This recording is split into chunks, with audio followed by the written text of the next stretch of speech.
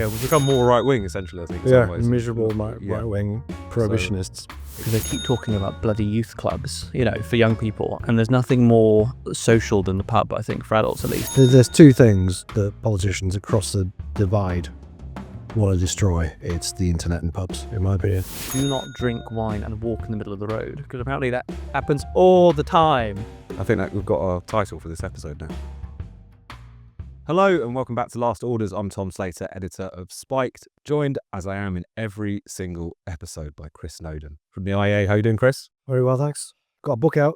I'm we're going to get that in there straight away. Got a book out. I forgot to bring it with me, so the log rolling is going very well already. Quite poor promotion. It's called Inside the Sausage Factory. It's a story of my secret life in Brighton and on the nightclub scene. It's pretty racy stuff. No, it's not. If only it was. It's about policy making in the UK. It's got a terrific book cover as well, which we should flash up on screen. Yeah, you haven't brought it with you. Have a look at that, folks. AI still got the way to go, if you ask me, but I like it. And we're also delighted to be joined by Maxwell Marlowe from the Adam Smith Institute, the Director of Public Affairs over there. How are you doing, Maxwell? Very well, thank you, Tom. Very well indeed.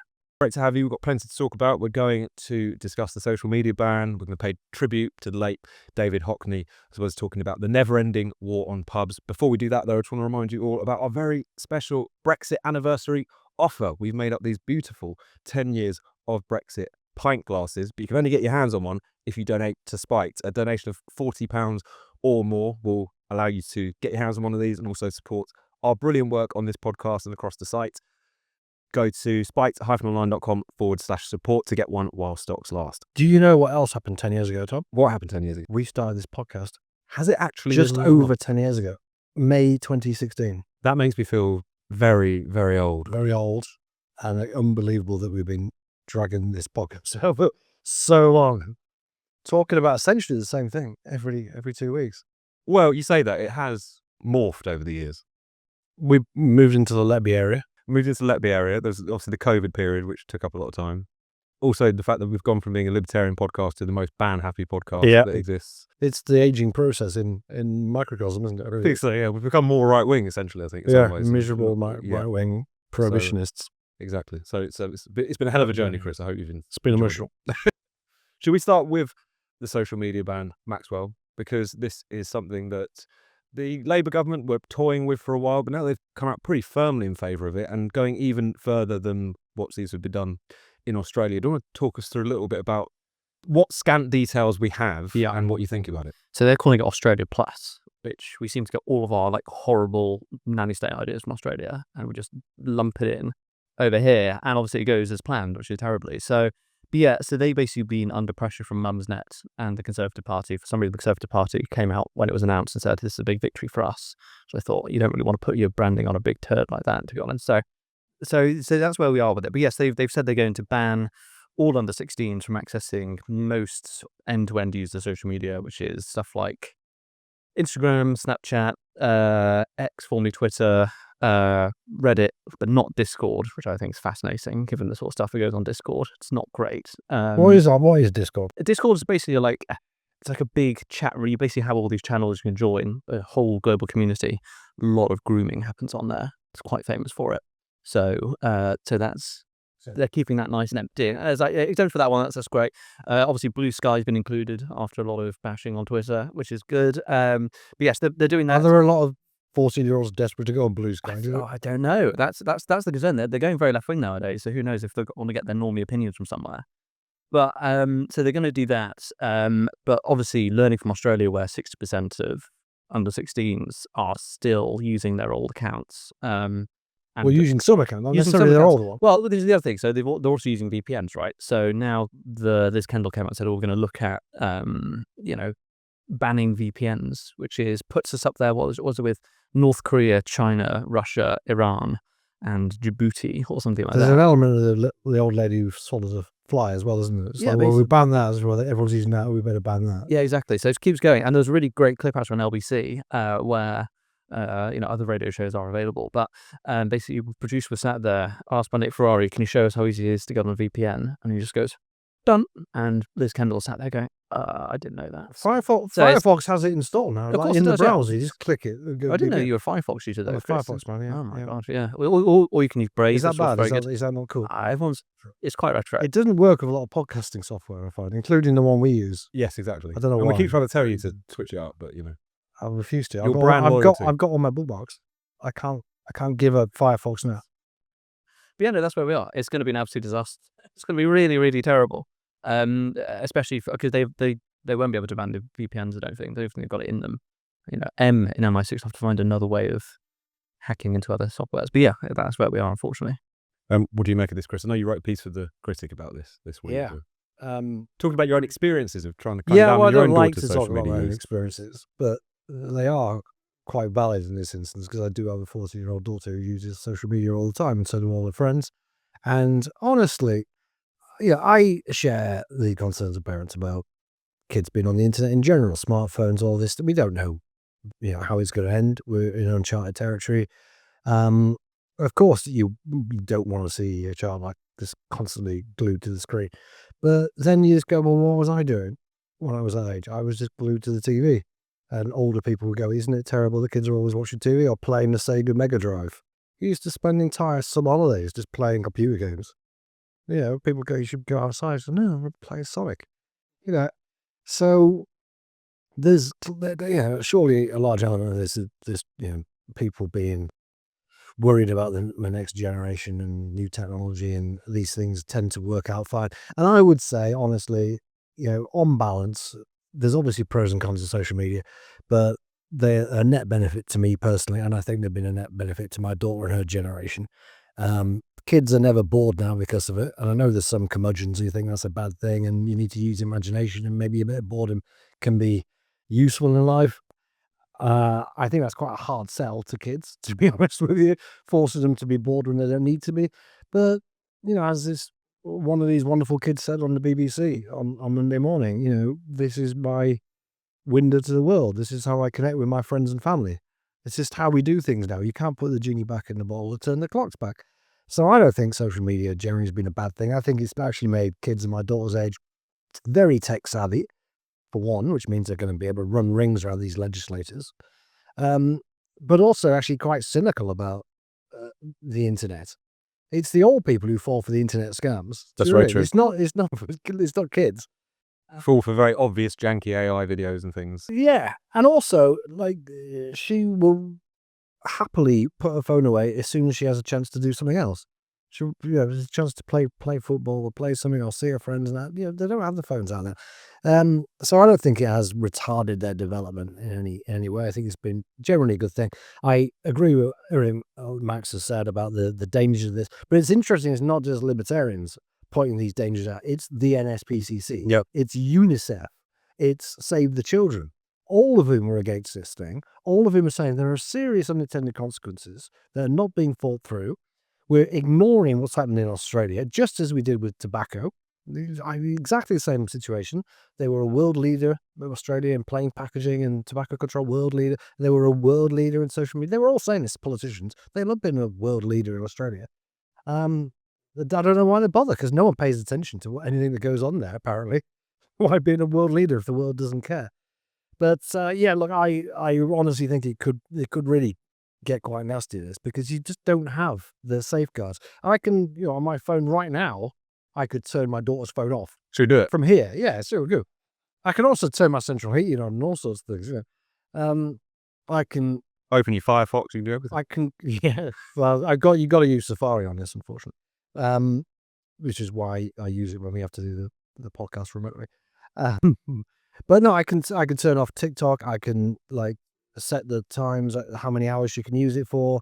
I can switch it off at 10:30 at night, whatever I want to do. Admittedly, I don't use many of those controls anymore because she's not actually that bad with it. But I have used them in the past. I had TikTok completely cut off until she was 13. I don't like TikTok. If there's one that I would ban, it would be TikTok, because it's, in my opinion, sounds a bit conspiratorial, but it is run by the Chinese government to demoralize the West. And so you I thought don't like 13 that. was the right age to Well, loose that on Well, us. she wanted it when she was like 10 or 11. I said, no, you can have it when you're 13 because that is the age at which actually you're supposed to be I allowed see. on Got you. TikTok. So you're quite deferent to the rules of the CCP in some sense. I know I don't want to make promises I can't keep. Fair enough. To my daughter, I did when she gets off 30. I was like, "Can we make it 14?" Because I still think it's toxic. And she's like, "No, you promised me 2 years ago." Counting down the days. Yeah, she really was. They bloody love TikTok. So the point is, if you're a parent with an Android or iPhone or anything, I mean, that's all the phones, isn't it? You can do all this stuff already. And I know the nanny status still go, well, some parents don't. Well, I'm sorry, that's not my problem. Right? It's parents' responsibility to look after the kids. And if they're not looking after their online safety, they're probably not looking after the safety in general. And they've got bigger things to worry about. I heard somebody say, because I did a few interviews about this, an argument made in favor of it was, well, if it's illegal, then that gives you as a parent a bit more authority to do it. I do sort of see that a little bit, but at the same time, you have the authority. You can just turn it off on your own phone. You don't need to say, "Oh, well, Keir Starmer agrees with me." You have to wield the profound moral authority. Exactly. Why should that be an argument ender? It's not just me who thinks this; it's also the government. It's not. I also heard someone say that, well, the next generation is not about the current generation of like teenagers. The next generation, because it's already banned, they'll never get into social media in the first place. Very similar to the generational smoking ban thing, where like, well, if they're not allowed to smoke by this age, they'll never start smoking. But there's an element of sort of it's very utopian, or dystopian actually, because there's an element of we can create a whole new breed of man. Isn't it? It's kind of like communism. It's like, well, if you take all like the profit motive away, then people will just grow up not expecting it, and they won't be greedy. They won't be self-interested. And of course, that doesn't work. And in actual fact, if the smoking age was 40 and it was genuinely somehow enforced, you would still find masses of 40-year-olds suddenly start smoking. Absolutely. And what do you make, Maxwell, of the claims on the other side? Because notwithstanding concerns about child safeguarding or what have you, which are going to exist with any technology, I suppose, it has focused very much on mental health. There's a lot of best-selling books which have been written about how this has been uniquely deleterious to young people's mental health in general, but young girls' mental health in particular. Do you think there's anything in that, or is it just kind of parents projecting their own anxieties onto these devices? I think they are. I mean, a lot of the data doesn't hold up to peer review, I'd say. So Jonathan Haidt's books, famously, I mean, there's a few really good studies looking at it saying, the evidence is quite sparse, actually, if you look at it. So very it's like with anything public health related, there are concentrated harms, but in general, it's not so good. I think one of the things that comes up is sleep deterioration. And the South Koreans tried this when they banned gaming, for example, and then they did a big study looking at what the effects were. gaming? Yeah, they banned gaming for young kids after they kind of put a curfew in. And they found out that they only had an extra 1 minute and 6 seconds worth of sleep. Wow. So great, well done. That's fantastic. And massively harmed their chances in esports going forward doing that. So that's really good policy. So there's that. It's also, I think, interesting when we look at, so they're talking about like TikTok, as you're saying, Chris, or Snapchat. I think Snapchat is actually, it's not a great platform, actually. There's a lot of bullying that goes on because the messages self-delete afterwards. But when has there not been bullying in schools, right? So it's just on a different platform now. It's all to do with people. I think the really concerning part of the ban is YouTube. Which has really, really got to me, because I am a very boring, early stage professional, and I will actually go to bed every evening, listen to a podcast or a documentary on YouTube as background music or background noise. And I actually think it's a really fantastic medium. So my mum's a school teacher, and she tells me she uses YouTube to teach some of her subjects because they've got like amazing subject matter experts turning these, great insights into really obviously entertaining but informative content. My dad watches math lectures on YouTube. Then all of a sudden, if you're under 16, you can't access that anymore with this ban. So it's completely mad. They're gonna say, oh yes, well, YouTube Kids is okay. But if you look at what's on YouTube Kids, it's Bluey, Brain Rot, and Cocomelon, and Peppa Pig. So it's completely infantilizing to, I think, a generation which, because they've grown up on the internet, are actually quite intelligent and quite inquisitive about the world. There's also the case fundamentally that, they're bringing in this under 16s ban, and because they want to, obviously, if you're 15 years and 364 days old, day before the next general election, you're expected to go out and vote for whichever party, you want to on zero information. So they haven't thought any of this through. It comes back to this thing. It's, to plug Chris's book. This is pure sausage, because this is just a load of, het up interest groups badgering policymakers if they've got kids, and they'll go, oh yes, well, my kids have the same problem, whatever, therefore you should act and ban the whole thing. It's complete nonsense. Yeah. And the way in which Starmer has changed his position on this has also been quite interesting, because originally he came out against it, I believe, because he talked to his kids and they said they didn't like the sound of it. And that's about as far as it went. But now it does seem, Chris, like our old friend, a legacy has come back. Like he really thinks, in the same way that Rishi Sunak thought that banning smoking would be the thing that they would build statues to him for. Keir Starmer thinks, trying and failing to stop kids getting on Instagram will be the reason that it will be inked in the pages of history. I think so. It does. The timing is suspicious, isn't it? But let's not forget, this is yet another Rishi Sunak policy. Yes, he This actually is one is. of his. He came up with it originally. Everything goes back to Rishi Sunak. The man was an absolute menace. Only in charge for 2 years. We are still pushing through Sunak policies. I saw some Labour MP, admittedly with Alan Cairns. Al Cairns, yeah. Who used to be in the army. He was saying we need to bring back national service. Like, but Rishi Sunak basically didn't even lose that election, did he? It might as well still be in Downing Street, just doing all this stuff. It's unbelievable. And the guy has the nerve to write a column in the Sunday Times every week. At least he donates his fee, which is the little thing at the end. It's like, oh yes, I've donated it to my own foundation. It's fantastic. Is there a foundation? God's sake. Oh, what worst Prime Minister ever? Would you say, is it Theresa May or Rishi Sunak? Who's the worst Prime Minister ever? Ooh, Sunak. Yeah. But it's one of the two, isn't it? I mean, Theresa May was so just milk toast, I guess, because nothing happened But the we're entire still time. doing a lot of her policies too. Net Like this zero. extended producer responsibility and all the net zero But stuff. I just think that was like a continuation of Blair, basically. And it was just milk toast. Nothing really interesting happened. Then you got to Sunak and it was like mandatory maths A level, chess clubs, smoking ban, national service moving compulsory forward. cricket. Compulsory. I'm not a cricket guy. Football's on at the moment. It's much more exciting.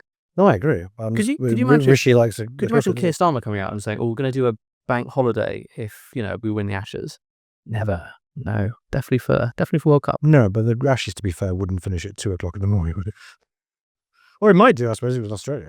Of course it would do. Yeah, okay. Good point. It wouldn't. So we talked about one of the great villains of this podcast, which is Rishi Sunak. Should we talk about one of the great heroes of this podcast and your work, Chris, which is David Hockney, the famed anti-nanny state campaigner and also, I understand, quite a good painter as well. He painted, did he? He did. All right. I found that out this week.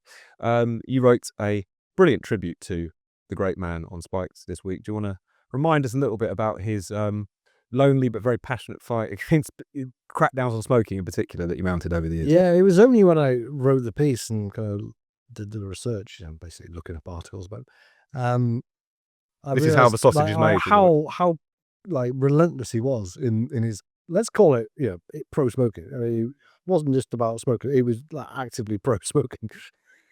You should do it. It was basically pretty much every interview he did for the last 20 years of his life, either he would be asked about it, or more often than not, he would just bring it up himself about how much he hates the anti-smoking lobby and how it makes life miserable. And what I liked about him was, firstly, he was kind of untouchable because he was a living legend, arguably Britain's greatest living artist when he was alive, and very, very cool, right? He was all part of the swinging 60s. So The Guardian in particular didn't know what to do with him. And he would be there. He would always write his letters to The Guardian. And he kind of reminded them that certainly the 60s generation reminded them that they had betrayed all their sort of libertine values, essentially, liberal values, even. And they just didn't know what to do with him because he would just point out they've all become so bloody prissy and they knew it was true. And so what can you do about it? But he conducted his activism with kind of a combination of humor and a light touch, but then just abuse. It's like just abusing people, calling them dreary, boring. Every politician who say, "Oh, they're dreary, they've got no vision, they're artistic." It was very much about the love of life. That was his thing. It wasn't in a way even about smoking per se. It was just that smoking was the thing that was being constantly targeted. And he saw smoking as being an element of bohemia. I remember hearing him on a radio show years ago, and I couldn't find it again to mention it in the article, but I was driving along and heard him say something to the effect of, I grew up in Bohemia, and I think it's sad that young people can't grow up in Bohemia as well. But then he says, but the young people don't really seem to mind, so I suppose what's the point? And of course, smoking in itself is not bohemian. A billion people smoke, and most of them are not in any way bohemian. But I guess just the fact that you can't smoke is a symbol. Well, it's not even a symbol, it's a part of not being able to kind of live the bohemian life that he felt he lived. And this kind of attitude to life as well. It's an attitude, There's yeah. one quote of his I dug out, which was brilliant, was longevity shouldn't be an aim in life. That to me seems to be life denying. And I think that's kind of at the nub of it, is that not everything is about like those crazy rich guys who are trying to live forever. It's actually about enjoying yourself and doing things and pleasure. Basically, that was his point. Yeah. Because I like smoking. It's enhanced my life. I'm never going to stop smoking. I don't care if I die young or younger. And they didn't have to say anything more than that, because I'm an artist. Artists enjoy life. They appreciate beauty. You are making the world more ugly and more miserable, and that's all I really need to say. And that's more or less all he really did say. He never sort of challenged the statistics or the evidence or said, "Oh, this might have unintended consequences." Didn't care about any of that at all. So this is just miserable behaviour, and I detest it. And good on him. R.I.P. And the fact that he lived to the age of 88 is the icing on the cake. But it's not the point, right? If he'd have died at the age of 68, I don't think he would have said, "Oh God, I wish I hadn't smoked." He said that at the time 20 years ago. He said, "Like, I could die tomorrow. It's none of your business," and that's my lookout. It's great that the anti-smoking people never got the chance to say, "I told you so" to him. No, absolutely. What do you think, Maxwell? Especially because Hockney himself, but also that attitude that he embodied, which seems to have completely disappeared in British public life now. I mean, there's social reference for him. I mean, I remember reading some of the obits. In fact, Madsen Piri, our founder at the Albert Smith Institute, told this great story about how he went to a talk with him, and they said, "Oh no, we're going to turn off the fire alarms for 10 minutes now because David Hockney wants to have a smoke inside." So they turned off all fire for everyone to say, "This is absolutely fine," even though there were some pretty white knuckle people in there going, "Oh, you can't possibly do that." No, people let them do it. I think it's fantastic. But that's the issue. Now, most people don't. They don't look on smoking the same way. I think we all have our other inhibitions nowadays. I think, wherever there is joy, the nanny set will come and stamp it out. But I'd love to see Ash's reaction to David Hockney. They always say, "Oh yes, the cost of smoking, the cost of productivity." How much does David Hockney's paintings go for? It's an enormous amount of money, and that's all I assume as somewhat a conduit from big tobacco, fundamentally saying, actually, this is the joys that our product can create. I mean, he's an absolute legend. It's very sad he's gone. I think it's funny he said it. He grew up in Bradford, didn't he? He said Bradford, yeah, Bradford. So Bradford, is Bohemia. I'm like, what the hell's happened there? It's a whole nother story. Well, he's in Bridlington when he was still going on about being Bohemian. Yeah. He's in his 80s, saying, "No, I live in Bohemia." Yeah, and in a way, he did. Yeah, well, he He moved did out his to own France. thing, didn't he? Well, he also moved out to France, didn't he? And he, had I think he enjoyed the French, quite laissez-faire attitudes towards this sort of stuff. Cheap wine, cheap cigarettes, and they all seem to be much happier than we are, even though they're striking all the time. So he would move house purely based on smoking regulations. Absolutely, that's how absolutely committed to it he was. He put his money where his mouth is. Well, he was in even more than California Chris for a long Snowden. time. He went to California in the 60s, and then of course they more or less invented the smoking ban. But he said it didn't really bother him because it's really sunny out there, so I'm just outside. I couldn't care less. And then moved back to England, and I was like, bloody hell. I went to France for ages, and then came back to England. So I guess he more or less said, "Look, I don't really go out anyway and smoke in my own house, and all I do is paint all day, so it doesn't really matter." But he would emigrate purely as a protest to anti-smoking legislation. You can't get much sounder than that. Can you? No. R.I.P. Also R.I.P. to so many pubs these days. I mean, I believe this week, Maxwell, was it National Pub Day? National Beer Day. Beer Day, sorry. Yeah. I mean, it comes around quicker every year, doesn't it? I'm sure we all let's celebrate. Every day is National Beer Day on this podcast. But I thought this would be a good point to talk about what's going on with pubs, because we've been talking for more than 10 years about how they've been closing at a rate of knots because of various different policies. But it does feel like the squeeze is on once again with various things that the government is doing. Do you want to fill us in? I think it's really interesting from the government's perspective, because they keep talking about bloody youth clubs, for young people, and there's nothing more social than the pub, I think, for adults at least. And there's this great divergence, I think, so back to this obsession about under 16 smoking ban, the general smoking ban, the under 16 social media ban, whatever else, and now they need to have these community hubs. Sorry, really hate that word. It's an absolutely terrible word. It's a good ban, actually. Ban the word hub. That could be that later, actually. Who knows?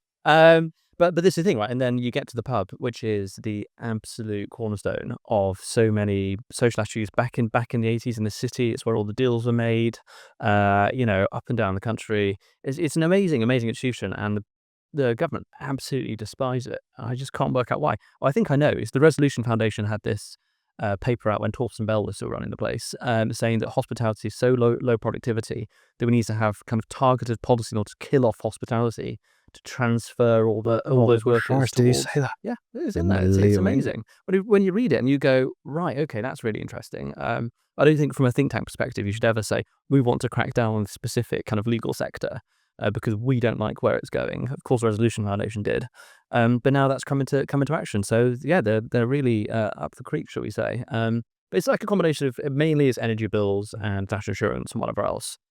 The hospitality sector, though, the kind of industry association, want to cut VAT for pubs.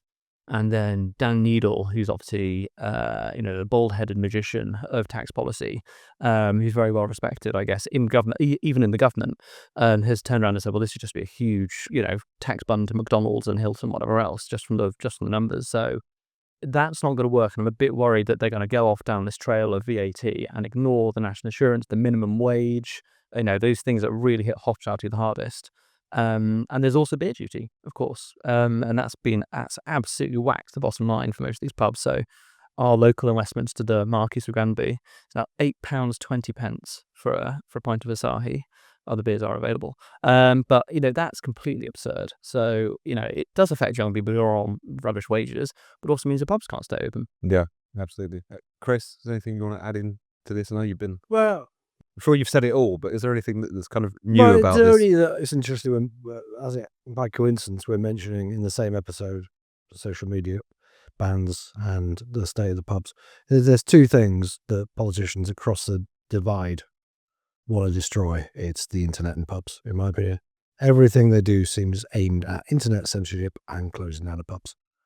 They claim to believe in free speech. They always claim to be pro-pub, but everything they do contradicts that. And Max is right. It's mostly about the wages these days. The national insurance and the minimum wage. It's just very difficult. Obviously, for these pubs to survive, and yet at the same time, Spoons is still there, selling £2 pints. Don't know who did it. I mean, it should be Lord Martin. I'd put him in the Treasury. Torsten Bell should have said we're going to get Tim Martin to take over all the other pubs. Rather than close them now, we'll just get Tim Martin to take over. Because that thing is running like a well-oiled machine, I mean, we would create a monopoly, which possibly, economists would argue might lead to higher prices. I trust him to... I trust him. I don't think he'd do that. He wouldn't do that. Well, we did nationalise the pubs, if you remember. In Carlisle. Yeah. I don't think that went very well. But, it's interesting. It's also, we had nationalised restaurants too.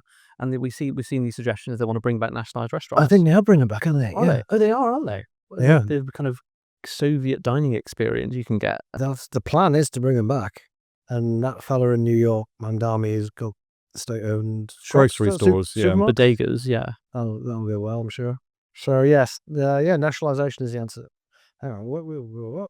No, what is the answer? Less regulation, lower tax. Funnily enough. Also, I would say pubs aren't doing many favours if they're banning vaping, because I will tend to avoid them. There's no need to ban vaping. Yeah. So, Green King and Nicholson's can both sort off, as far as I'm concerned. That's been really interesting, because when you do speak to the pub coach and you go, well, if you look at, for example, the smoking ban and how they're just coming down the track, and unfortunately, I think the tobacco industry for a long time kind of lay there and kind of said, it's not much we can do about it, unfortunately. And then you go and speak to kind of gambling industry, you go and speak to the the pubcos, and they go, oh no, they're not going to touch us. Definitely not going to touch us. We're fine.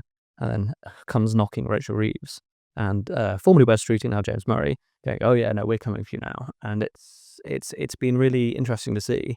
And then when the tobacco and vapes bill was going through, I did sit down with friends of mine who work in these big corps, and I'm going, are you guys going to stand up for your customers who want to smoke and vape? No, don't want to side with big tobacco. And then now there are rumours going around, quite well substantiated rumours actually, that the government will be moving to put plain packaging on the front of beer pumps, and as well as calorie counts. So that's currently being worked up on Victoria Street at the moment. I expect to see that probably by the end of this Parliament as a suggestion. I can see that. cancer warnings as well. Yeah. On the balls. Going to be a consultation on that later this year. Well, I will say though, the South Africans do this the best. I don't know if you ever bought a bottle of wine from South Africa, but they've got this great warning label at the back saying it's not about cancer. It's do not drink wine and walk in the middle of the road, because apparently that happens all the time. All right, that's a better label. That's telling me not to have too good a time, but it's not discouraging me completely. I think that we've got our title for this episode now. That's absolutely perfect. Shall we turn to the final two questions that we put to all of our guests, Maxwell, starting off with the theories round. I've got a theory.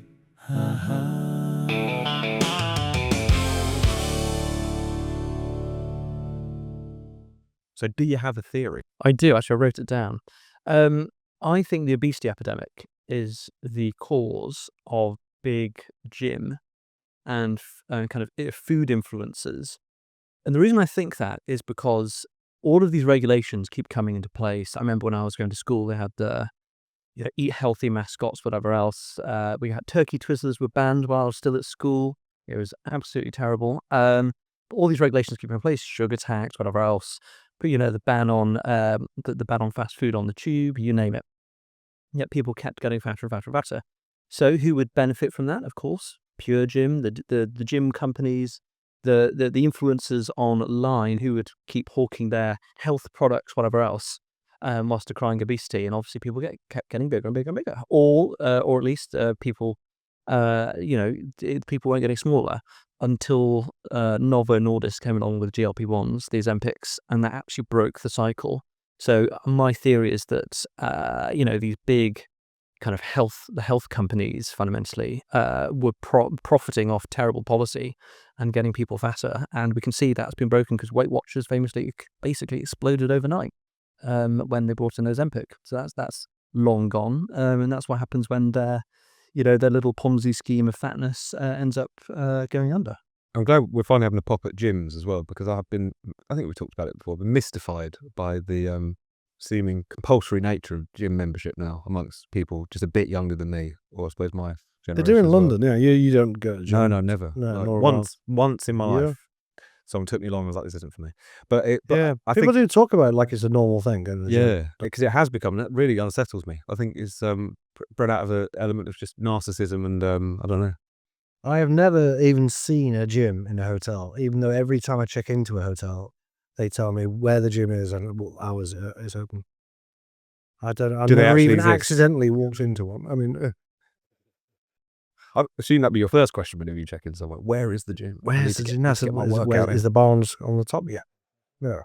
Excellent. Rooftop bar? Excellent. I mean, my club in London has one, and whenever I walk past it, completely empty. So, but it's also they're struggling because Pure Gym, for example, have basically automated the front door. So I don't have a gym membership. I don't go. Whenever I walk past, I see on Twitter people complaining that there's no receptionist at the gym anymore. Now they've got these like weird things you see in Pond when you're going in. These like weird sort of Star Trek-y doors that rotate when you go in. They've just got rid of all their staff basically because they're really struggling now that everyone's on Are they? Ozempic. Really? Yeah. So I still don't quite understand what your theory is.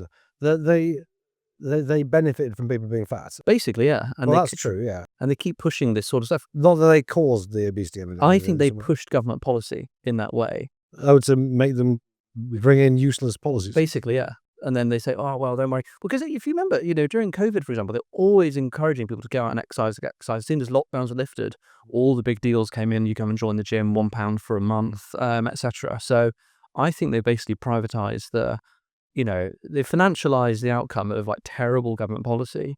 And they really ride on the coattails of it. Okay. Well, I mean, I guess that's true. That's a theorem. That's my theorem, yeah. Paper forthcoming. So let's turn now to, I think, many people's favourite part of this podcast. Lucy, let me go on. We've got a lot of questions to ask you about this. Let's go through the babies one by one. You are a dictator. If you had to have one ban, Maxwell, what would it be and why? I'd ban slow walking people. No one's ever done the maths on this, and I really want to do it myself. I just don't really have the time. What is the cost to society, the economy, my own mental health of people who walk incessantly slowly through crowded public spaces? So whether that is people who, for example, includes people who stand on the wrong side of the escalators, who I think should be immediately vaporized by some like big space laser beam. Absolutely terrible. But like walking through Westminster as Chris and I do, you just get hordes and hordes of tourists walking so slowly. I've been late to meetings with donors or with clients, whatever else, and it's like, oh my god, you turn up late to a meeting with a minister, for example, sorry. And it's not really an excuse because everyone's really used to it, but I just think it's absolutely terrible, and I avoid places I know they're going to be full of slow walkers. Can't really help in Westminster, but where I live in West London, I don't go near the King's Road, don't touch that with a barge pole. I haven't been to Oxford Street in years because it genuinely drives my cortisol up. I can't do it. I think Simon Clark, who runs Onward, like speed walks everywhere because he knows that it's he has only got a certain amount of time on the planet. And even when I'm abroad, I don't think it's an excuse being a tourist. Even when I'm abroad, I walk at pace everywhere because I just try and put myself in other people's shoes and go, God, bloody hell, it's a tourist walking slowly, jamming up. It's really, really horrible. I hate it. Well, I couldn't agree more. Didn't Julia Honey-Brewer suggest vaporizing slow walkers? Can't remember if it's. Do you want to vaporize somebody? Did you want to vaporize them or pick them off with a sniper or something? I can't remember what it was. There was some sort of pretty harsh punishment. It was something to do with. I mean, basically every ban we have is to do with people being held up, or walking or getting around London in some way, isn't it? Exactly. It seems to be a recurring. Or not just London, to be fair. I mean, let's not be too London-centric about this. Slow walkers are all over the place. Do you find, Max, as I do, that the speed of walking slows down even more in London the weekend? Oh, definitely, yeah. Because I think it's bad enough in the weekdays, but on the odd occasion where for some reason forced to be in London on a Saturday, it's just unbearably bad. I mean, Awful, yeah. Get out of my way. All these people, of course, are carrying wheelie suitcases.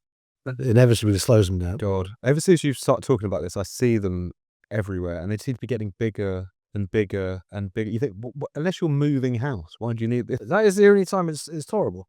If you're going to get on a one-way ticket to Australia, I will tolerate your massive bag. But that's it. But you get an Uber or some form of transport other than walking because it's absurd. I obviously see people walking 3 abreast on streets. That's infuriating. Yeah. Do you see the story about the that banker who pushed someone as he was jogging on the bridge? And I was like, that's obviously it's like insane. a cold case, isn't it? From yeah, it's 10 a cold years case. ago. Well, they finally found it. They found it Because his ex-wife said it was him. I think it should be. He went over and confessed. He just got divorced, and she goes, the police rocked up. They arrested him for that, and then they found cocaine and marijuana in his properties. It's been done again on secondary charges. But the thing is, that was clearly psychopathic and insane. Yeah, let's not defend people pushing people in front of buses. It does go through your head. It's not legal to say. It does go through intrusive thoughts. Intrusive thoughts of like 3 abreast. It's At really the other horrible. extreme, one thing I would also ban is people jogging on the pavement in central London. You often see this and they're almost getting slightly pissed off that even though I'm walking at a perfectly acceptable pace, that they kind of get a bit testy and they're trying to sort of cut you up. And it's like, just go to a fucking park. Like, why do you need to be jogging around? Go to the gym like everybody else. Well, exactly. It's got a running machine like a normal piece. Do you think, lads, there's a case with banning beards? I've been thinking about this recently because it sounds like a fairly draconian thing to do, obviously. And one of the stands, I think, bans beards. Tajikistan, possibly, famously bans beards. And people hold this up as an example of how insane the dictator of Tajikistan is. And to be fair, he is a bit of a mad lad. But actually, the reason that they ban beards in Tajikistan is to suppress jihadists, is to stop Islamic fundamentalism growing, because their neck of the woods, it's a danger. It's actually more, there's method in the madness. But also, I think there's a lot of young people, hipsters, or whatever they call themselves these days, who are wasting their best years of life when they're never going to look better by growing a great big beard, which immediately makes you look about 60. And I think it's for their own good that they can't be allowed to grow a beard. Like, I would ban, quite genuinely, I would ban facial tattoos. Right? Because if you have a facial tattoo, the chances you ever get a job are very small. It's an inherently mental thing to do. I think some things are so irrational that I think you can say that, objectively, that doesn't make any sense. Right? The cost and benefits of it. You made the decision to do something, you're almost certainly going to regret it. So a facial tattoo, like a big spider web over your face, the only people you see with facial tattoos are homeless people. And that's because no one will employ them. So I would ban that. But on a similar basis, I would ban beards because you will regret it later in life. And you go, God, I'm all old and wrinkly now. This is the time to have a beard. Shout out to Stephen behind the camera. Shave that thing off, son. The homeless people aren't getting the tattoos when they're homeless, though, are they? So there's good cause and effects there, basically. They go out for, a binge before they become homeless when they're normal people, and they for a bet get a facial tattoo. They then lose their wife, they lose their job, and they end up on the streets. We have to pay for that. Sort of. You sound a bit like Peter the Great, though. Did he ban beards? He very famously banned beards. Why was that? So he thought they were too scruffy for his court because he was trying to. He's got a point. I think they look scruffy. Yeah, he was trying to make St. Petersburg, as it was back then, more more European. And Europeans famously never really had beards unless you're in the Nordics. So it's actually a bit of a foreign import to have beards. I'll be honest, I don't think Caucasian people are that good. No offense, Stephen, again. Are that good at growing beards unless they're hipsters or homeless. So, or they're in the army or something. So there's a very specific phenotype of people who do it. I'm actually with you on that one. I'd get rid of them completely. And they're terrible. Well, there we go. You're always very clean shaven. No, exactly. Almost the inability to properly grow one, so it would look like sour grapes. It's a blessing not be able to grow a beard. There we go. Got to make use of this face while I still got it. So, ban beards. Get yourself a Brexit beard glass, and we'll see you in 2 weeks. I hope you enjoyed that episode of Last Orders. If you're watching this on YouTube, make sure you subscribe and click the bell so that you never miss another spiked video. If you're listening to this on your podcast app, make sure you subscribe there and leave us a glowing 5-star review. And if you'd like to get in touch with your questions or ban suggestions, email us at lastorders@spiked-online.com.